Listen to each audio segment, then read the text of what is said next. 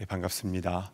우리 잠시 기도하심으로 우리 수요 말씀 예배 하나님 앞에 드리도록 하겠습니다. 하나님 아버지, 오늘 하루도 주님의 은혜 가운데 살게 하여 주시고 이렇게 주의 전에 함께 모여서 또 온라인으로 예배 드릴 수 있도록 인도하시니 감사를 드립니다. 우리의 마음과 우리의 심령 가운데에 주의 영을 부어주사 오직 주님의 얼굴을 바라보며 예배할 수 있게 하시고 주님께서 주시는 그 음성 하나하나 온전히 마음에 새기며 순종하며 나아갈 수 있는 은혜를 이 시간 부어 주시옵소서. 주실 은혜 사모하며 예수님의 이름으로 간절히 기도드리옵나이다. 아멘.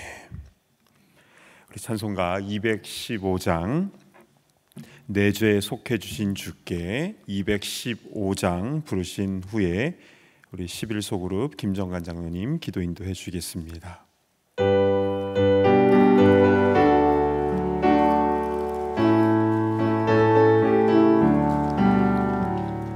내 죄 속해 주신 주께 힘과 정성 다하니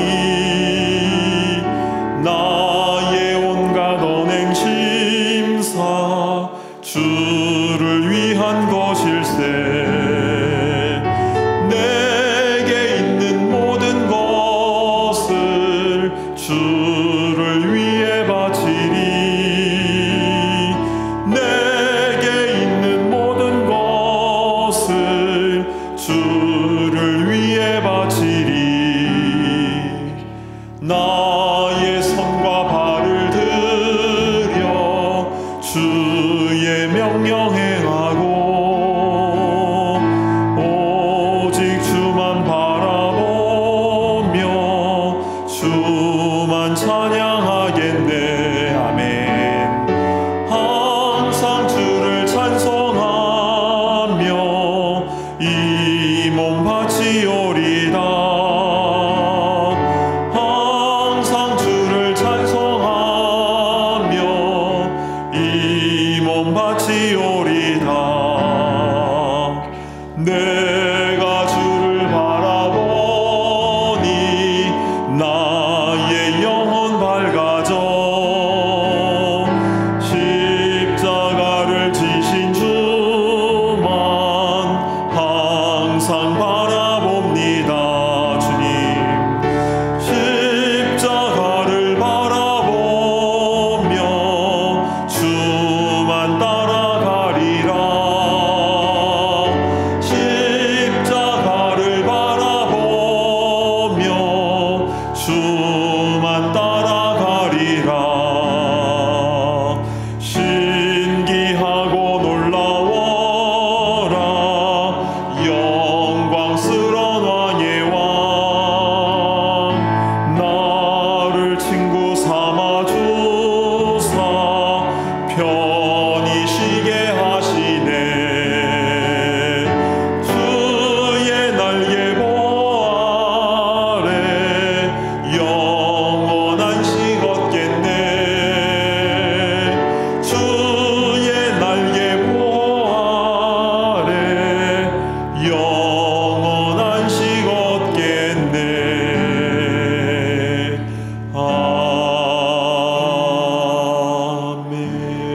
아멘. 하나님 아버지 감사합니다. 오늘 하루도 하나님의 보호 아래 살게 하시고 이 저녁에 수요 예배를 올려드릴 수 있도록 불러주신 은혜에 감사드립니다. 이 예배가 주님께만 영광이 되게 하시고 주님께만 경배하는 시간이 되게 하시옵소서. 지나간 시간에 저희들의 마음과 생각으로 지었던 모든 죄악들을 회개합니다. 저희를 긍휼히 여기시어 용서하여 주시옵고 주님의 보혈로 저희의 모든 죄를 씻김받게 하여 주시옵소서. 하나님 아버지, 무엇보다도 세상의 유혹들로 흔들리지 않도록 저희를 강하게 하시옵고 지혜를 부어주시어 어떤 상황에서도 오직 주님의 말씀 붙들고 나아가게 인도하여 주시옵소서. 우크라이나 사태를 종식시켜 평화가 오게 하시옵소서. 다시는 코로나와 같은 질병으로 시달리지 않도록 막아 주시옵소서. 두고 온 고국의 새로운 지도자를 축복하시어 분별할 수 있는 지혜를 주시옵고 하나님을 경외하는 마음으로 국정을 살필 수 있게 은혜를 베풀어 주시옵소서. 오늘 수요 예배 말씀을 전하시는 담임 목사님을 축복하여 주시옵소서. 또한 성령의 말씀을 듣게 하시니 감사합니다. 주시는 말씀에 깨달음과 큰 은혜를 받게 하시며 주시는 말씀으로 우리의 영혼에 성령의 은혜가 충만해지는 귀한 시간이 되기를 원합니다. 감사드리옵고 이 모든 말씀 예수님 이름으로 기도드립니다. 아멘.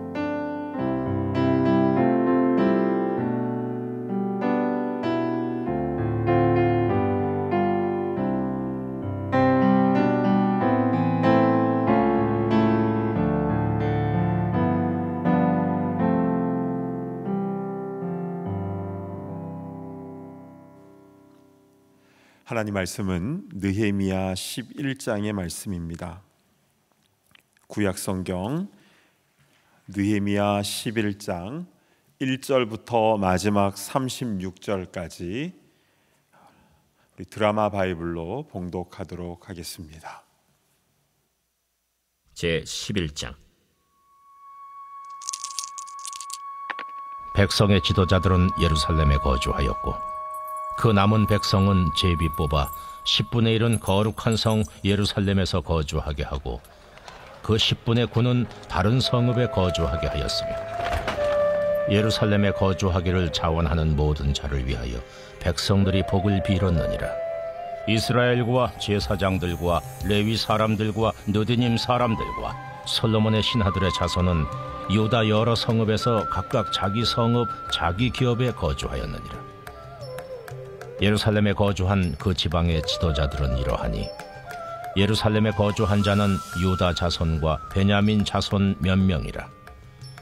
유다 자손 중에는 베레스 자손 아다냐이니 그는 우시아의 아들이요 스가랴의 손자요 아마랴의 증손이요 스바디아의 현손이요 마할랄렐의 오대손이며 또 마아세야니 그는 바룩의 아들이요 골호세의 손자요 하사야의 증손이요 아다야의 현손이요 요아립의 5대손이요 스가랴의 6대손이요 실로 사람의 7대손이라. 예루살렘에 거주한 베레스 자손은 모두 468명이니 다 용사였느니라. 베냐민 자손은 살루이니 그는 무슬람의 아들이요 요엣의 손자요 부다야의 증손이요 골라야의 현손이요 마아세야의 5대손이요 이디엘의 6대손이요 여사야의 7대손이며 그 다음은 갑배와 살레 등이니 모두 928명이라. 시그리의 아들 요엘이 그들의 감독이 되었고 하스누아의 아들 유다는 버금이 되어 성읍을 다스렸느니라. 제사장 중에는 요아립의 아들 여다야와 야긴이며 또 하나님의 전을 맡은 자 스라야이니 그는 힐기야의 아들이요 무슬람의 손자요 사독의 증손이요 무라요의 현손이요 아히두베의 5대손이며 또 전에서 일하는 그들의 형제니 모두 822명이요 또 아다야이니 그는 여로함의 아들이요 불라야의 손자요 암시의 증손이요 스가랴의 현손이요 바스훌의 5대손이요 말기야의 6대손이며 또 그 형제의 족장된 자이니 모두 242명이요 또 아마세이니 그는 아사렐의 아들이요 아흐세의 손자요 무실레못의 증손이요 임멜의 현손이며 또 그들의 형제의 큰 용사들이니 모두 128명이라. 하그돌림의 아들 삽디엘이 그들의 감독이 되었느니라. 레위 사람 중에는 스마야이니 그는 하습의 아들이요 아스리감의 손자요 하사비아의 증손이요 분니의 현손이며 또 레위 사람의 족장 삽부대와 요사밭이니 그들은 하나님의 전 밭간일을 맡았고 또 아삽의 증손 삽디의 손자 미가의 아들 마따냐이니 그는 기도할 때에 감사하는 말씀을 인도하는 자가 되었고 형제 중에 박부갸가 버금이 되었으며 또 여두둔의 증손 갈랄의 손자 삼무아의 아들 압다니 거룩한 성의 레위 사람은 모두 284명이었느니라. 성문지기는 악굽과 달몬과 그 형제이니 모두 172명이며 그 나머지 이스라엘 백성과 제사장과 레위 사람은 유다 모든 성읍에 흩어져 각각 자기 기업에 살았고 느디님 사람은 오벨에 거주하니 시하와 기스바가 그들의 책임자가 되었느니라. 노래하는 자들인 아삽 자손 중 미가의 현손 마따냐의 증손 하사랴의 손자 바니의 아들 우시는 예루살렘에 거주하는 레위 사람의 감독이 되어 하나님의 전 일을 맡아 다스렸으니 이는 왕의 명령대로 노래하는 자들에게 날마다 할 일을 정해 주었기 때문이며 유다의 아들 세라의 자손 곧 무세사벨의 아들 부다히아는 왕의 수하에서 백성의 일을 다스렸느니라. 마을과 들로 말하면 유다 자손의 일부는 기럇 아르바와 그 주변 동네들과 디본과 그 주변 동네들과 여갑스엘과 그 마을들에 거주하며 또 예수아와 몰라다와 벳벨렉과 하살수알과 부엘세바와 그 주변 동네들에 거주하며 또 시글락과 무고나와 그 주변 동네들에 거주하며 또 에느림몬과 소라와 야르뭇에 거주하며 또 사노아와 아둘람과 그 마을들과 라기스와 그 들판과 아세가와 그 주변 동네들에 살았으니 그들은 부엘세바에서부터 흰놈의 골짜기까지 장막을 쳤으며 또 베냐민 자손은 게바에서부터 믹마스와 아야와 베델과 그 주변 동네들에 거주하며 아나돗과 높과 아나냐와 하솔과 라마와 깃다임과 하딕과 스보임과 느발랏과 로드와 오노와 장인들의 골짜기에 거주하였으며 유다에 있던 레위 사람의 일부는 베냐민과 합하였느니라. 아멘. 자, 오늘은 예루살렘의 거주라는 제목으로 하나님 말씀을 증거하도록 하겠습니다. 자, 오늘 본문인 느헤미야 11장에는 사람의 이름이 참 많이 나오고 또 숫자도 많이 나와서 이 봉독하기도 힘들고 또 묵상하기도 또 설교하기도 쉽지 않게 느껴지는 그런 본문이죠. 그러나 아무 이유 없이 기록된 성경은 없습니다. 우리에게 주시는 메시지들이 모든 성경 66권 1189장 31,173절에 다 그 의미들이 담겨져 있는 것이죠. 자, 그럼 오늘 본문 안에는 어떠한 의미가 있는지, 아버지의 마음은 무엇이 담겨져 있는지 오늘 주신 말씀 잘 받고 우리 가슴에 새기는 우리 모두가 되기를 간절히 바랍니다. 아멘. 자, 오늘 본문인 느헤미야 11장 1절을 다시 보시겠습니다. 백성의 지도자들은 예루살렘에 거주하였고 그 남은 백성은 제비 뽑아 10분의 1은 거룩한 성 예루살렘에 거주하게 하고 그 10분의 9는 다른 성읍에 거주하게 하였으며. 자, 여기 보시면 예루살렘 백성들을 거주하게 하기 위해서 제비를 뽑는 장면이 나오죠. 이 제비 뽑기를 해서 10분의 1은 예루살렘에 거주하게 하고 나머지 10분의 9는 원래 살던 성읍에 거주하게 한다라는 내용이 나옵니다. 우리 가정이 어디서 살 것인가는 본인이 결정해야 하는 그런 중요한 문제일진데 왜 제비를 뽑아서 예루살렘에 10%를 살게 하는 것인가? 이렇게 한 이유는 무엇인가? 자, 느헤미야 7장 4절에 그 이유가 나와 있습니다. 보실까요? 그 성읍은 광대하고 그 주민은 적으며 가옥은 미처 건축하지 못하였음이니라. 당시 재건한 예루살렘 성벽의 길이는요, 그 둘레가 6km, 한 4마일이나 됩니다. 근데 그 안에 사는 주민은 매우 적었는데요, 이 가옥, 그러니까 살 집들도 미처 건축하지 못한 그런 상황이었습니다. 그러니까 주전 586년에 바벨론의 침공으로 그 예루살렘이 완전히 초토화가 되었죠. 다 무너집니다. 그리고 유대인들은 포로로 바벨론까지 잡혀가지 않았습니까? 그러다가 바벨론이 바사에 의해서 멸망당하고 그 바사왕 고레스가 칙령을 내려서 유대인들이 이제 예루살렘으로 귀환을 하게 되는데요. 총 3차에 걸쳐서 귀환을 하게 되었죠. 1차는 538년입니다. 538. 스룹바벨을 중심으로 해서 538년에 1차 귀환을 하게 되어서 516년에 제2성전, 예루살렘 성전부터 재건을 하게 됩니다. 그리고 좀 시간이 좀 흐른 다음에 2차 귀환이 에스라를 중심으로 이루어지게 되는데요. 이때가 BC 458년입니다. 그리고 그 이후에 조금 시간이 얼마 지나지 않아서 느헤미야를 중심으로 해서 3차 귀환이 되어서 444년에 성벽이 이렇게 완공이 된 겁니다. 그러나 516년에 성전이 다시 지어지고 444년에 성벽이 다시 건설이 되었지만, 그러나 예루살렘의 전체적인 모습은 여전히 폐허와 같았습니다. 왜냐하면 지금까지 성벽이 계속 없었기 때문에 그 이후에도 계속 주위에 공격을 받았던 겁니다. 성문은 불타고 성벽은 계속 허물어진 상태로 있었던 것이었죠. 그래서 이제 성벽을 쌓았지만 예루살렘 주위에는 여전히 예루살렘을 침략하고자 하는 위협이 많은 상황이었습니다.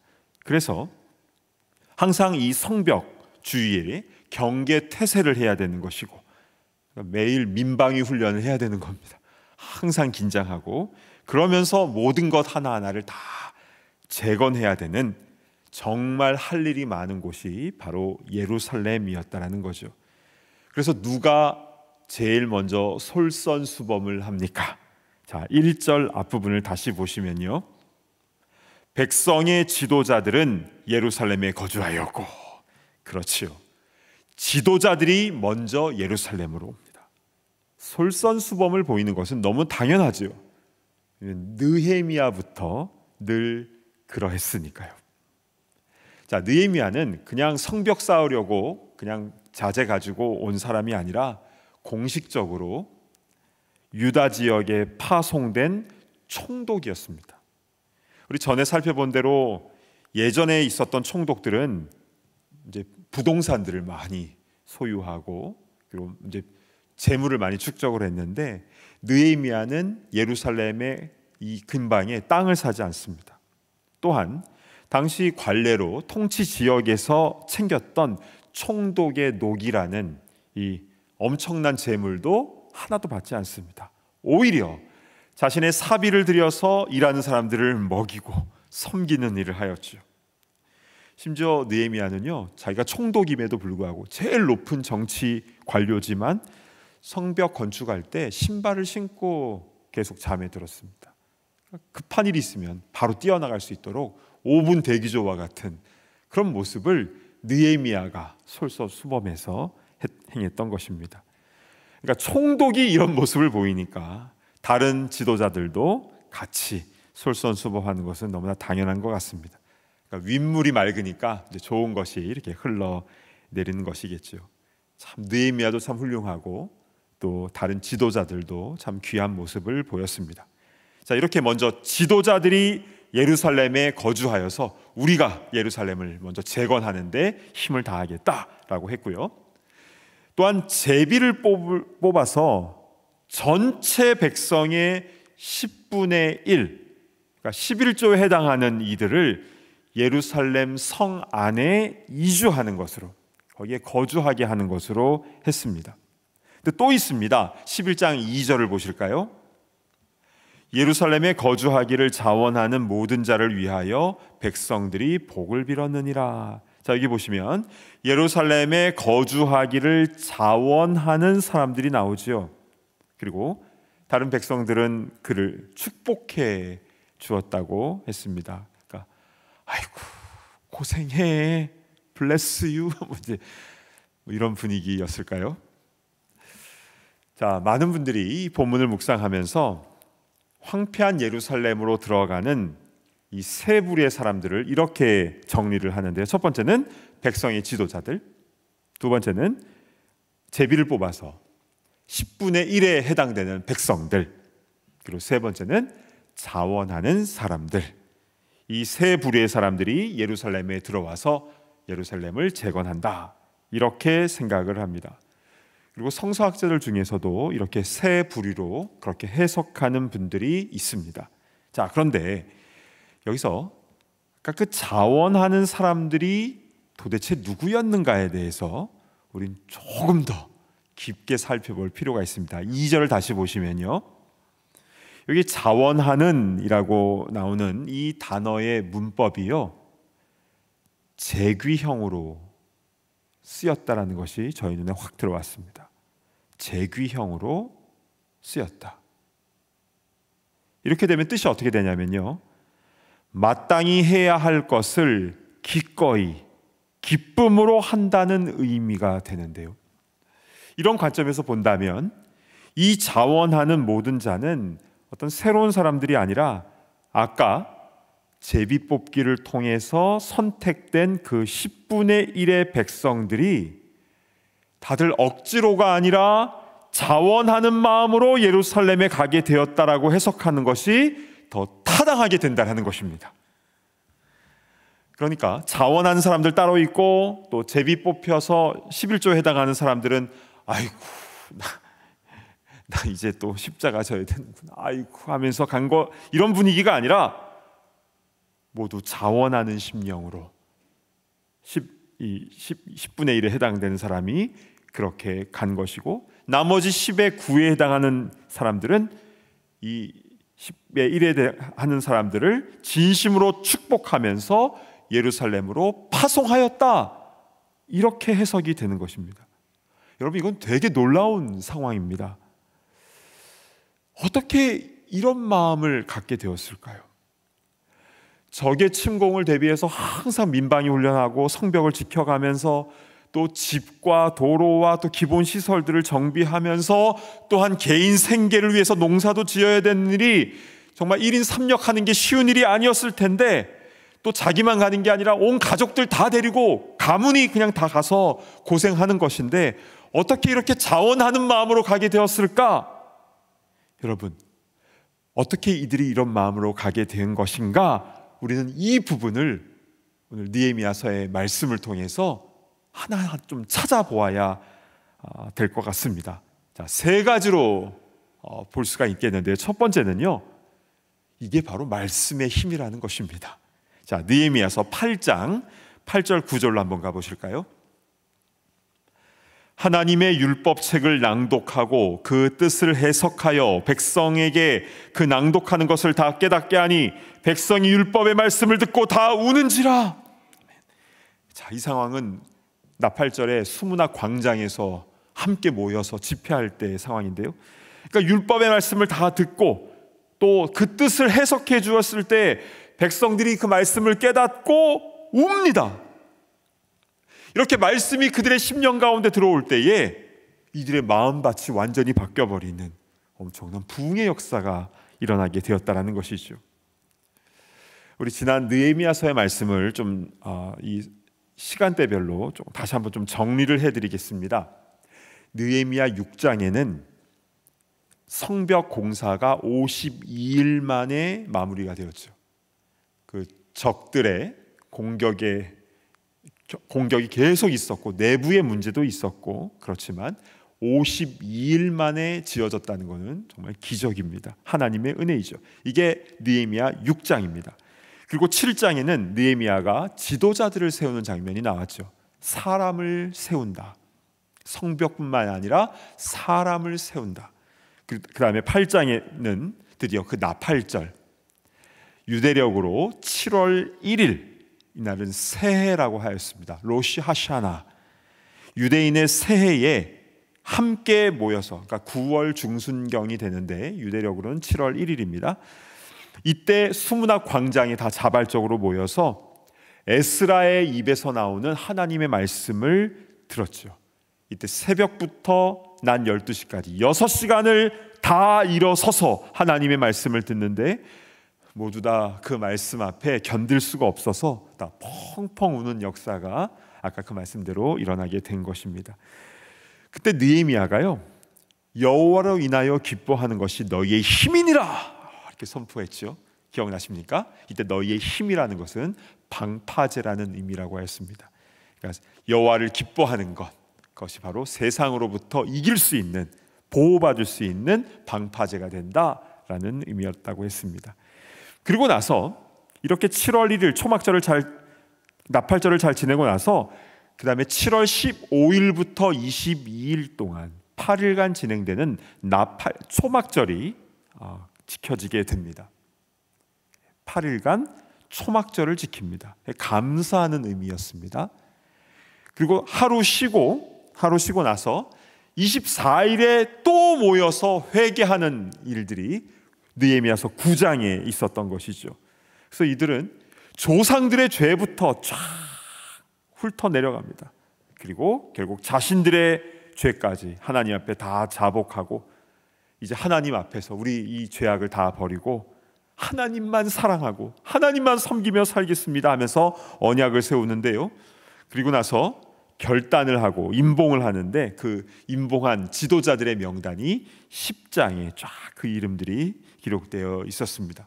자, 이렇듯 수문앞 광장의 그 말씀 집회, 그 사경회로부터 시작된 이 흐름들이 쭉 있었기 때문에 이들은 10분의 1이 제비 뽑아서 예루살렘에 그 어려운 일을 하러 가는 상황에 있어서도 주저함이 아니라 오히려 사명감을 가지고 자원하는 마음으로 갈 수가 있었던 것입니다.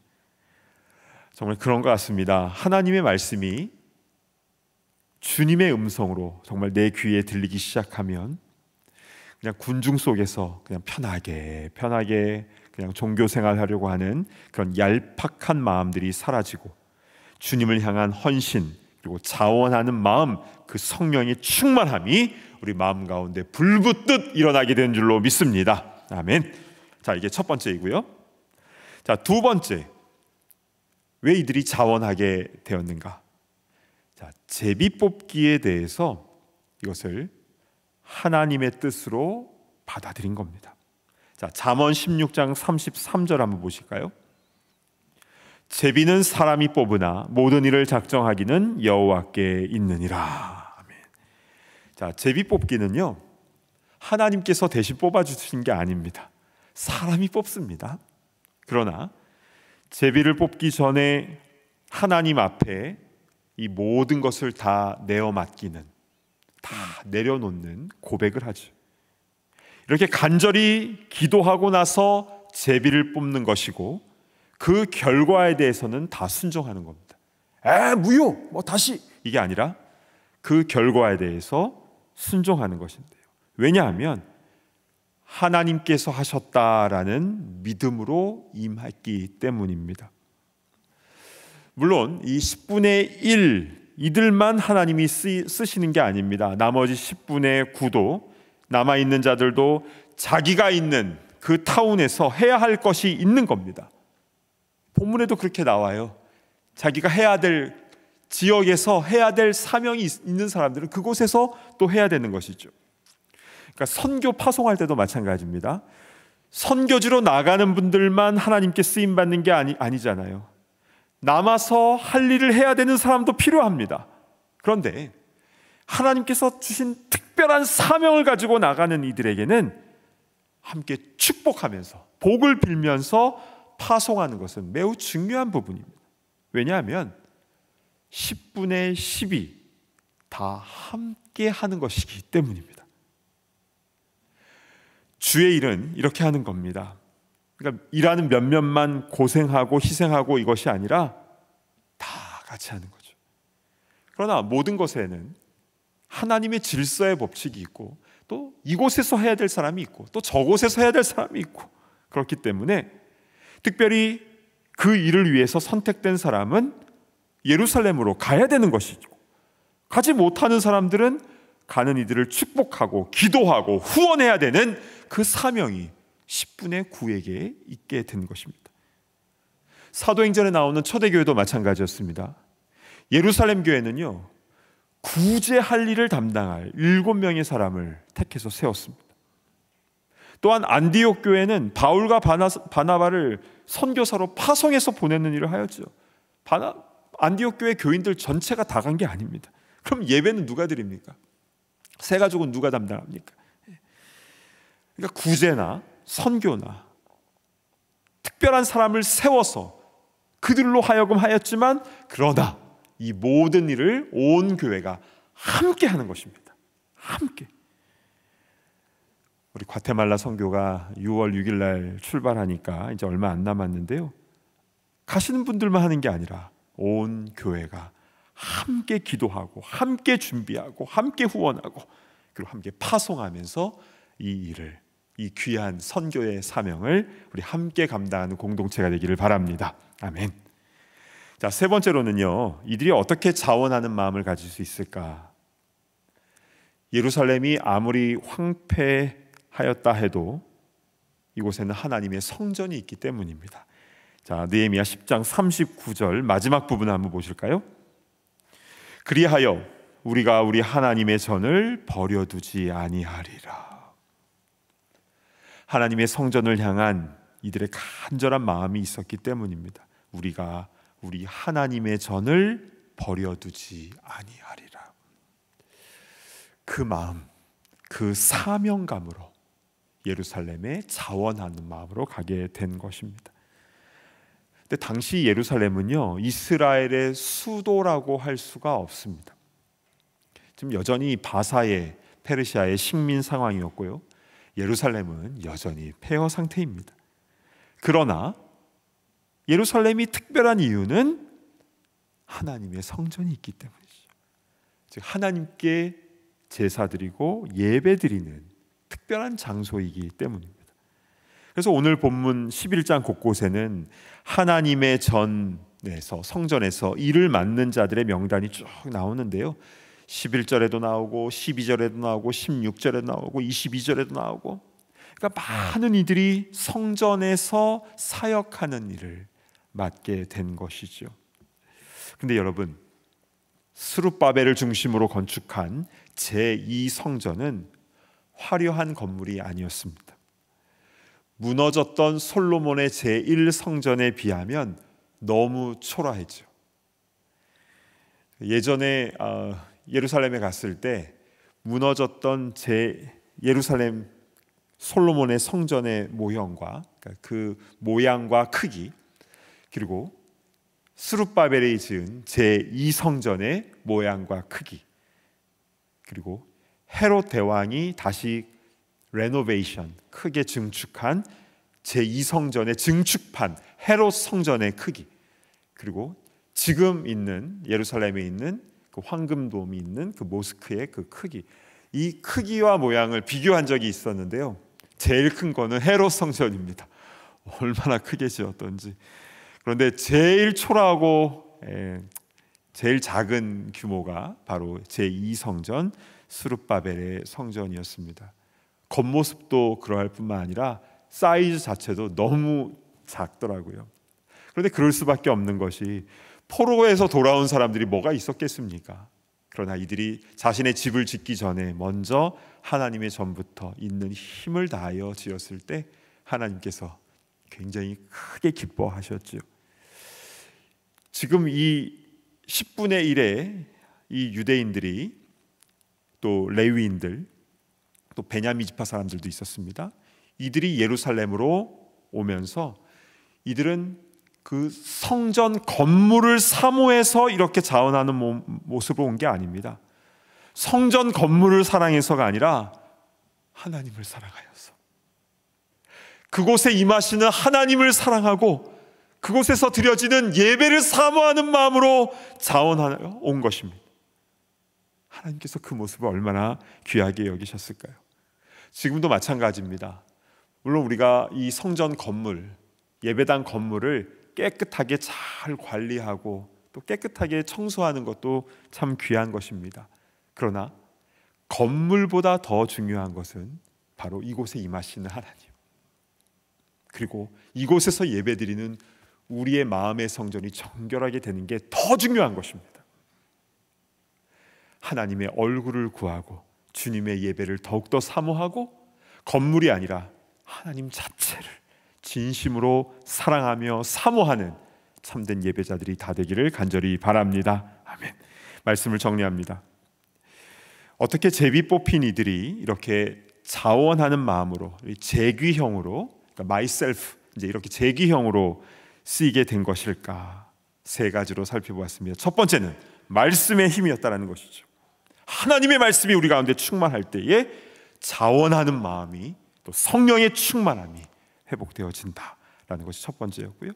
두 번째는 제비 뽑기가 하나님의 뜻으로 받아들여졌을 때, 또 그것에 그대로 순종했을 때 파송하는 사람이나 파송받는 사람이나 다 함께 그 일에 동참하게 된 것이다 라고 우리가 말씀을 받았고, 세 번째는 성전을 사모하는 마음이었는데, 더 구체적으로 말씀드리면 건물을 사모하는 마음이 아니라 하나님을 사랑하고 예배를 사모하고 주님의 얼굴을 구하는 그 마음이 있을 때에 자원하는 마음으로 일에 임하게 되었다라는 것입니다.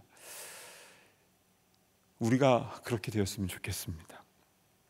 우리 마음 가운데에 다른 교회에서 하는 여러 가지 프로그램이나 이런 것들, 정신없이 일하고 이런 것 우선, 이런 것보다 우선 하나님의 말씀이 우리 가운데 충만하게, 성령으로 충만하게 임하여서 무슨 일을 하든지 자원하는 마음으로, 감사한 기쁜 마음으로 감당했으면 좋겠고요. 또 교회에서 하는 모든 일들은 다 하는 사람들, 리더십들을 세우는 모든 것들이 있는데, 이 일에 다 하나님께서 하셨다라는 그 믿음을 가지고 모두 다 함께 그 일을 감당하는 공동체가 되었으면 좋겠고요. 그리고 세 번째는 건물을 잘 관리하는 것을 뛰어넘어서 하나님 자체를 사랑하고, 또 우리의 마음이 주님의 성령이 거하시는 거룩한 성전임을 깨닫고 주님을 바르게 예배하는 참된 예배자들이 다 되기를 간절히 축복합니다. 아멘. 기도하겠습니다. 오늘 느헤미야 11장의 말씀, 사람 이름이 많이 나오고 숫자가 계속 나오니까 사실 봉독하기가 참 힘들고 그렇지만, 그러나 이 말씀 가운데는 우리가 어떠한 공동체가 되어야 되는지, 어떤 마음으로 주의 일을 감당해야 되는지 너무나 분명하게 말씀하고 있습니다. 해야 되기 때문에 억지로나 인색함으로 하는 것은 주님께서 원하시는 것이 아닙니다. 자원하는 마음으로 기꺼이 주님을 위하여 이렇게 맡은 그 사명을 감당한 우리가 되었으면 좋겠습니다. 주여, 말씀으로 충만케 하시고 하나님의 뜻에 온전히 우리 함께 순종하게 하시고, 주의 성전을 사모하며 예배를 사모하며 하나님을 사모하는 마음으로 우리 예배자로 나아가게 하여 주시옵소서. 우리 주신 말씀 붙잡고 우리 함께 통성으로 기도하며 나아가겠습니다. 하나님 아버지, 은혜를 베풀어 주시기를 간절히 소망합니다. 주여, 은혜를 베풀어 주시옵소서. 아버지 하나님, 우리가 신앙생활하는 가정 속에서 또 여러 가지 교회에서 봉사하며 사역하는 가운데서 때로는 자원한 마음이 사라지고 마음의 불평과 원망이 생기기도 합니다. 주여, 우리를 불쌍히 여겨주시옵소서. 주의 말씀이, 주의 성경이 우리 가운데 충만하게 임하게 하여 주시고, 하나님의 뜻 가운데 순종하는 그 마음을 우리 모든 공동체 가운데 허락하여 주시옵소서. 주의 성전을 사모하는 마음을 주셔서 하나님을 예배하고 주님의 얼굴을 구하는 마음을 우리 가운데 충만히 회복시켜 주심으로 말미암아 아버지 하나님, 주님 앞에 온전히 예배하며 나아가는 그런 우리 모두가 다 될 수 있도록 인도하여 주시옵소서.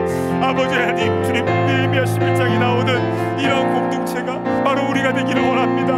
아버지 하나님, 참된 공동체와 이 땅의 모든 교회 공동체가 이렇게 되게 하여 주시옵소서.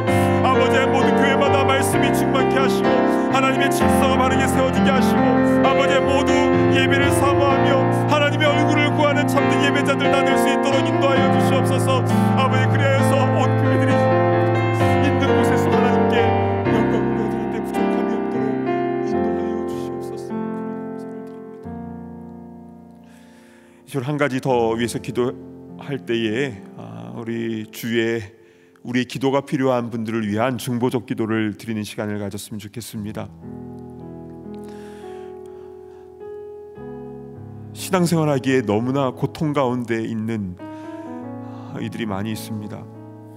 육신의 질병과 또한 사고와 또 관계적인 문제와 또 정신적인 그런 스트레스와 어려움들, 또 일터에서 또 결혼과 가정 안에서의 그런 문제들, 예배를 드리고 싶지만 마음이 막혀서 너무나 답답하여서 낭망하고 쓰러져 있는 이들이 우리 주위에 있습니까? 우리 사랑하는 우리 이웃들을 위하여, 또 교우들과 우리 가족들을 위하여 기도할 때에 주님 은혜를 베풀어 주시옵소서. 주의 얼굴을 바라볼 수 있도록 인도하시고, 그 고통의 상황 가운데 임하시는 주님을 바라볼 수 있도록 인도하여 주시옵소서. 그곳에서 하나님의 임재를 경험하게 하시고, 그것이 병상이든 운전하는 곳이든 일터든 가정이든 골방이든 어느 곳이든 간에 하나님께서 성령으로 임재하여 주셔서 그 상한 마음을 위로하시고, 그 연약한 육신을 회복시켜 주시며, 그 막혀진 곳이 뚫려지는 역사 일어나게 하시며, 상처난 것들이 다 꿰매어지는, 회복되고 치유되는 역사를 할 수 있도록 인도하여 주옵소서.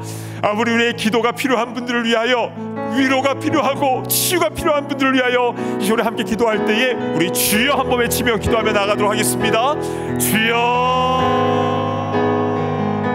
자비로우신 주 하나님, 은혜를 베풀어 주시기를 간절히 소망합니다. 아버지 하나님, 우리 주위에 우리 가족들과 우리 이웃들과 우리 사랑하는 이들 가운데 육신의 질병 가운데 고통받고 있는 이들이 너무나 많이 있습니다. 주여 불쌍히 여겨주시옵소서. 주여 은혜를 베풀어 주시옵소서. 아버지 하나님, 스스로 하였는데 아버지 하나님 너무나 많이 보지는 이들도 있습니다. 아버지 하나님 몸속에 아버지 하나님 원치 않는 그 질병과 말미암아 아버지 앞으로 계속 수술을 해야 되는 이들도 있습니다. 아버지 지금도 계속적으로 치료를 받지 않으면 생명이 연장되지 않는 이들도 있습니다. 아버지 하나님 은혜를 베풀어 주시옵소서. 병상에서 울부짖는 아버지 주님을 간절히 구하는 아버지 그 목소리를 주님 들어 응답하여 주시옵소서. 아버지 하나님, 그곳에 주님께서 성령으로 임재하여 주시고 아플 때만 경험할 수 있는 그 은혜, 더욱더 낮아지며 정결하게 되어지는 그 놀라운 역사를 할 수 있도록 인도하여 주옵소서. 마음이 상하고 아파하는 이들이 있습니까? 사랑하는 이를 먼저 떠나보내고 슬픈 가운데 이들이 있습니까? 관계적 문제로 고통 가운데 이들이 있습니까? 여러 가지 영적으로 눌려있는 이들이 있습니까? 아버지 하나님, 여러 가지 삶의 법적인 문제와 또한 여러 가지 경제적으로 또 신분의 문제로 아파하며 고통 가운데 있는 이들이 있습니까? 자녀 문제로 인하여 눈물 짓는 이들이 있습니까? 주여 불쌍히 여겨주시옵소서. 아버지 하나님, 주님께서 찾아가 주시고 위로하여 주시고 안수하여 주셔서 아버지 하나님 영적인 눈이 띄어지게 하시고 그곳 가운데 임하신 주님의 영광을 볼 수 있도록 인도하여 주시기를 간절히 소망합니다. 아버지 하나님, 또한 여러 가지 삶의 어려움으로 낭망하고 힘들어하고 있는 이들 가운데 주님께서 찾아가 주시고 아버지 하나님 그를 안아주시고 감싸주시고 아버지 하나님 터치하여 주시기를 간절히 원합니다. 아버지 주님밖에 없습니다. 아버지 하나님 의지할 때는 주님밖에 없사오니 선하신 주님 길을 인도하여 주시고 아버지 하나님 그 가운데 주님의 영광이 나타날 수 있도록 인도하여 주시옵소서. 주님 감사를 드립니다. 주옵소서. 하나님 아버지, 오늘 느헤미야 11장의 말씀을 통하여 어떻게 이들이 예루살렘의 그 황폐한 곳으로 파송받아 가는데 그렇게 자원하는 마음으로 가게 되었는가, 그 이유를 하나씩 하나씩 살펴보게 되었습니다. 말씀이 충만하였고 또한 제비뽑기 가운데의 하나님의 질서 가운데 온전히 순종하고 또 온 공동체가 함께 그 뜻에 순종하며 나아갔고,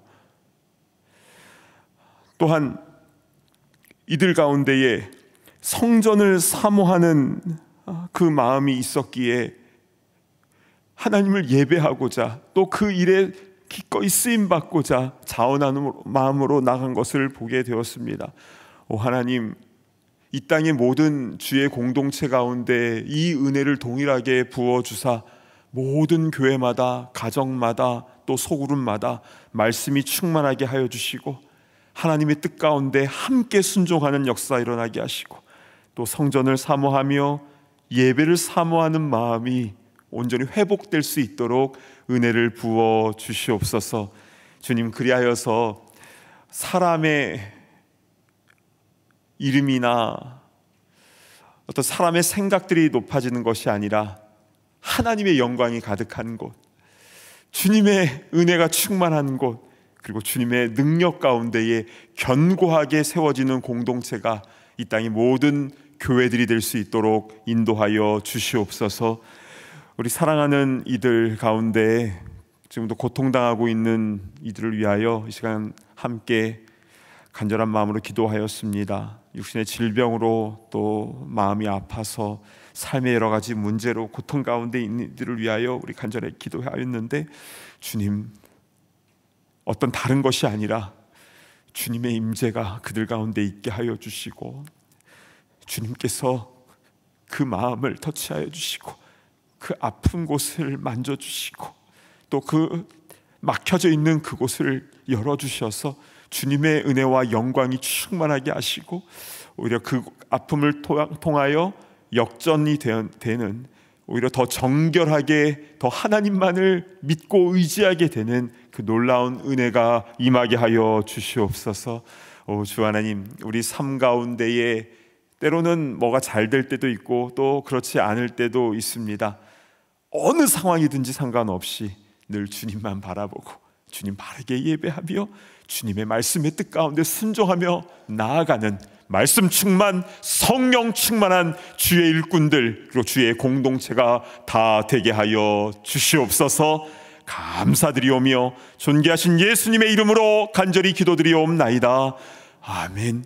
이제는 우리 주 예수 그리스도의 그 크신 은혜와 아버지 하나님의 무한하신 사랑하심과 성령님의 감동, 감화, 교통하심의 역사가 말씀 충만하며 또한 하나님의 뜻 가운데 함께 순종하며 주님의 예배를 사모하며 나아가기를 소망하는 모든 주의 권속들, 또 주의 공동체 위에, 또 지금도 고통 가운데 있는 우리 사랑하는 이웃들, 가족들 위에 이제로부터 영원토록 함께 있을지어다. 아멘.